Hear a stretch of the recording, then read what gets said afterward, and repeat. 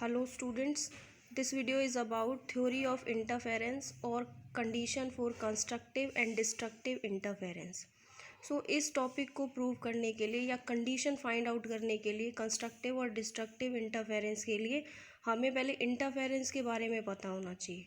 तो previous video में बताया था कि इंटरफेरेंस एक ऐसा पैटर्न होता है या phenomena of redistribution of light जिसके अंदर हमें दो कोहेरेंट सोर्सेज मिलते हैं एक सेम सोर्स से, और वो दोनों कोहेरेंट सोर्स की सेम वेवलेंथ होती है, उनकी सेम फ्रीक्वेंसी होती है, जिसकी वजह से जब क्रस्ट के ऊपर फॉल करता है तब हमें ब्राइट फ्रिंज मिलती है, और जब क्रस्ट ट्रफ के ऊपर फॉल करेगा तब हमें डार्क फ्रिंज मिलती है। तो ये हमें अल्टरनेटिव फ्रिंजेस मिलती हैं स्क्रीन के ऊपर, पहले ब्राइट डार्क, उसी पैटर्न को हम बोलते हैं इंटरफेरेंस पैटर्न। कंस्ट्रक्टिव के केस में हम ब्राइट फ्रिंज को कंसीडर करके चलते हैं और डिस्ट्रक्टिव के केस में हम डार्क फ्रिंज को कंसीडर करके चलते हैं। इसीलिए हमें कंसीडर करना होगा पहले दो वेव्स जो कि कहाँ से आ रही हैं, कोहेरेंट सोर्सेज से। कोहेरेंट सोर्सेज वो सोर्सेज होते हैं जो कि लाइट को एमिट करते हैं सेम वेवलेंथ के साथ, उनकी सेम फ्रीक्वेंसी होती है और वो सारे सेम फेज में होते हैं।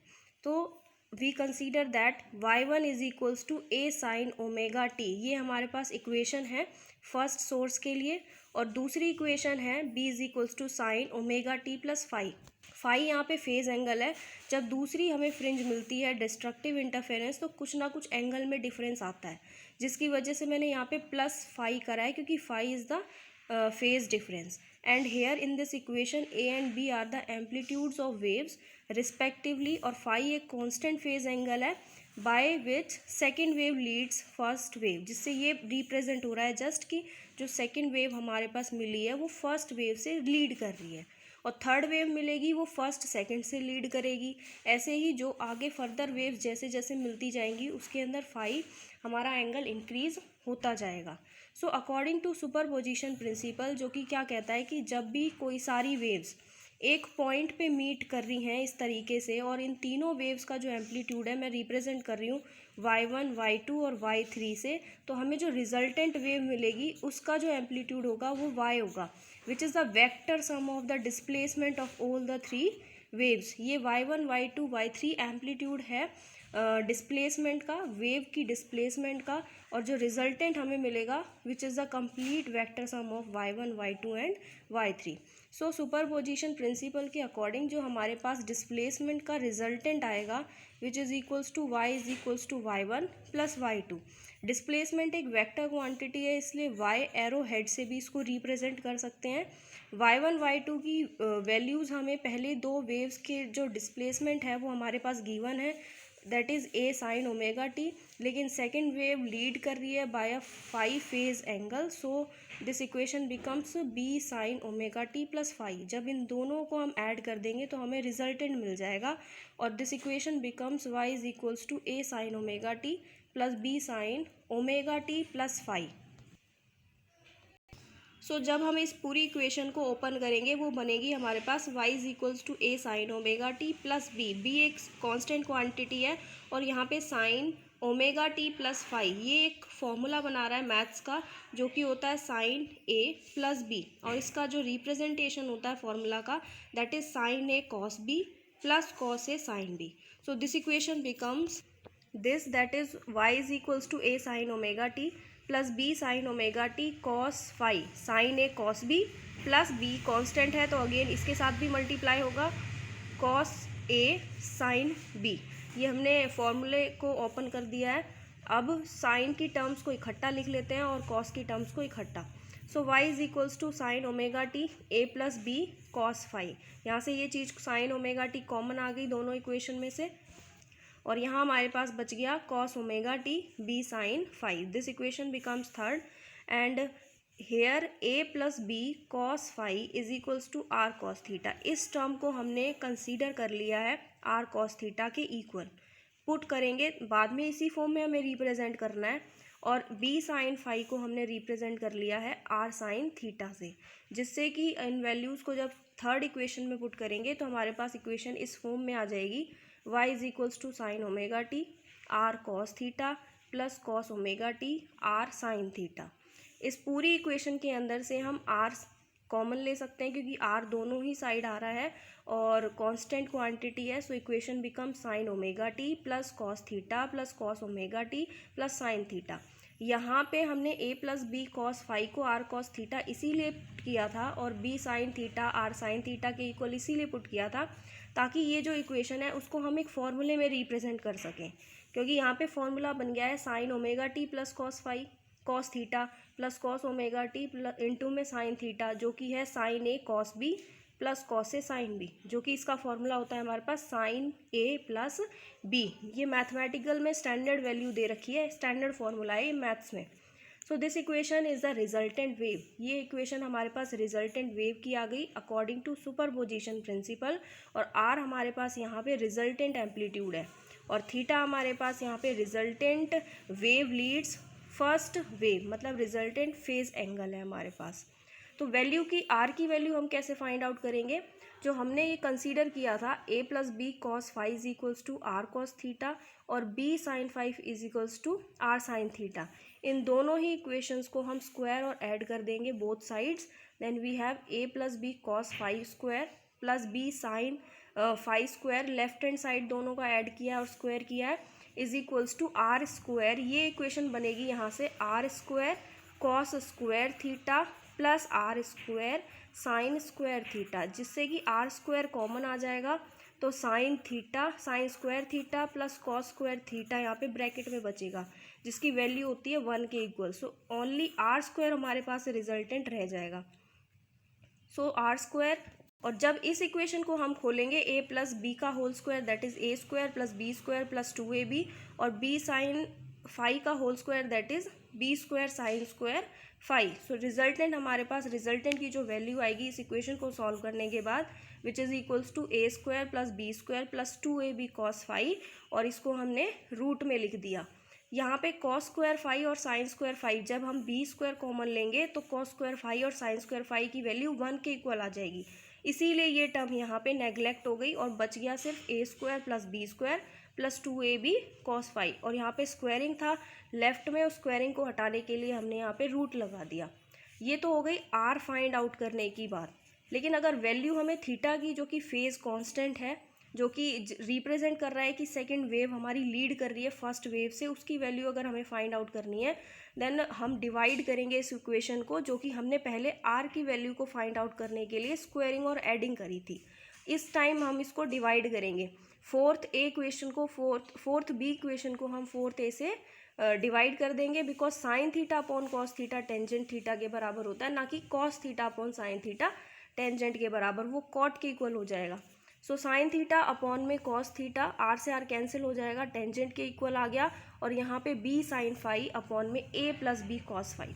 इस फॉर्मूले को यूज़ करके हम थीटा की वैल्यू निकाल लेंगे। ओनली सिंपली थीटा चाहिए हमें, तो टेंजेंट थीटा जो कि बी साइन फाइव अपॉन ए प्लस बी कॉस फाइव के बराबर है, तो थीटा बिकम्स टेंजेंट इनवर्स, इधर इज इक्वल्स टू के इधर जाके ये टेंजेंट इनवर्स हो जाएगा बी साइन फाइव अपॉन में A plus B cos phi. So by using this formula we will calculate the value of theta.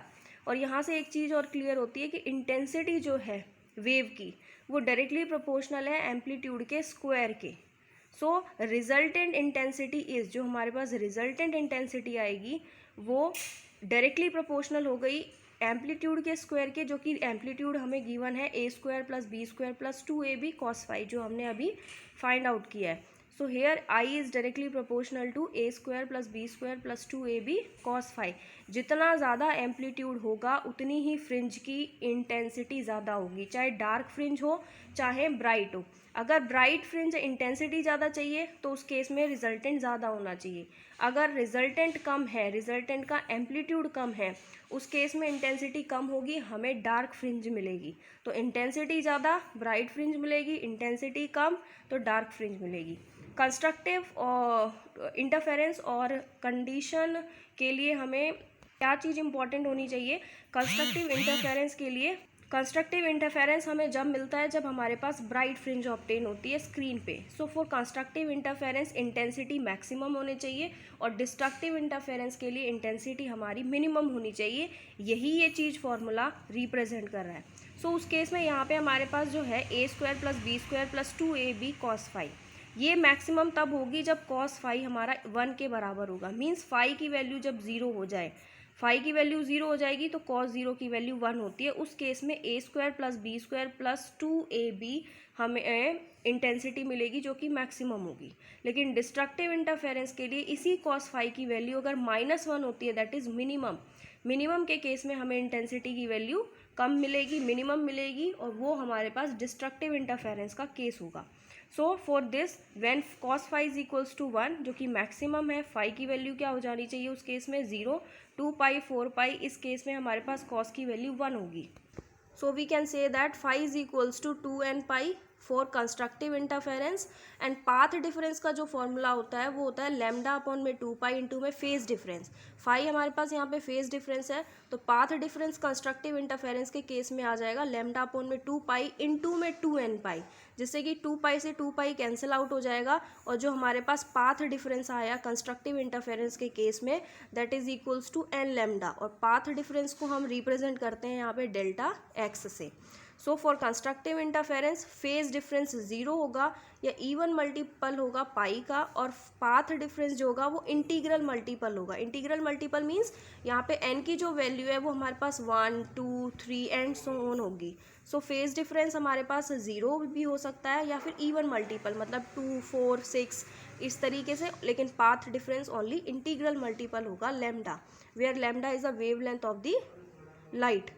And for the condition for destructive interference हमारे पास intensity minimum होनी चाहिए।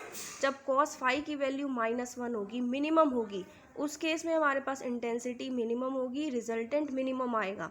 सो phi is equals to pi 3 pi 5 pi, उस case में जब हमारे पास पाई 3 pi 5 पाई की value होगी, तब उस केस में कॉस फाई हमारे पास -1 होगा।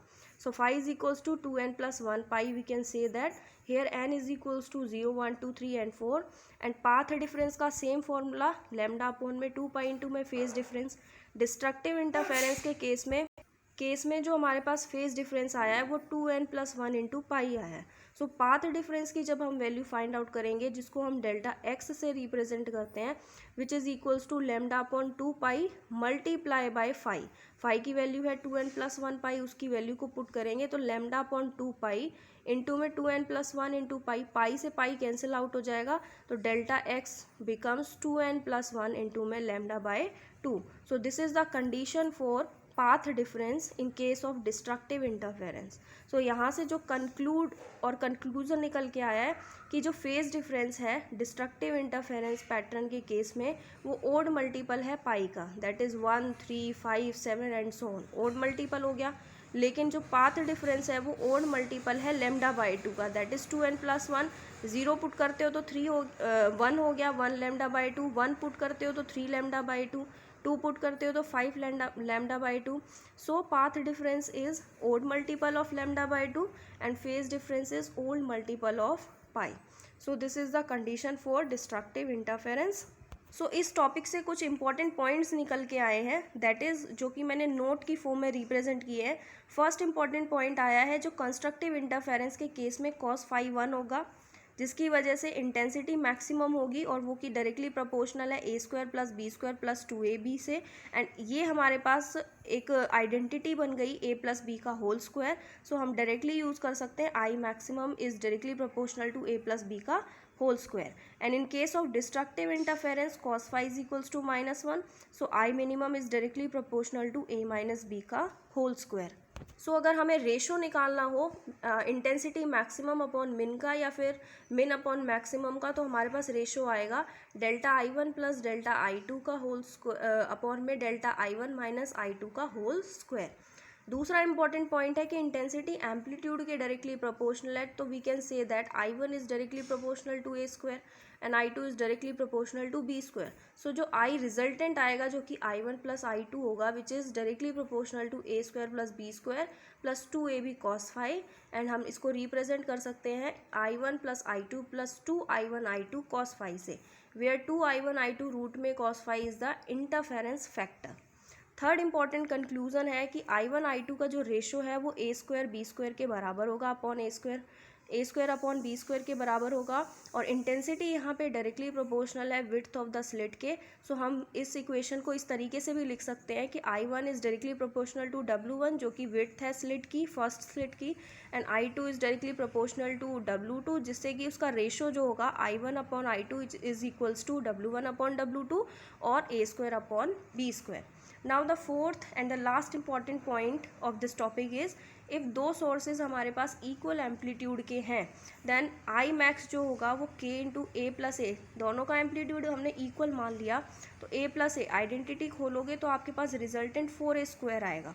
It means that a is equals to b and i जो मिनिमम होगा वो ये है आपके पास a माइनस बी। जब दोनों ही इक्वल है it means k a minus A, तो आई मिनिमम उस केस में आपके पास 0 होगा लेकिन मैक्सिमम उस केस में 4a स्क्वायर इंटू में k होगा। Thus the dark fringe will completely dark and there will be sharp contrast between maxima and minima. Good interference इस केस में हमें obtain होगा। So this is all about theory of constructive and destructive interference pattern.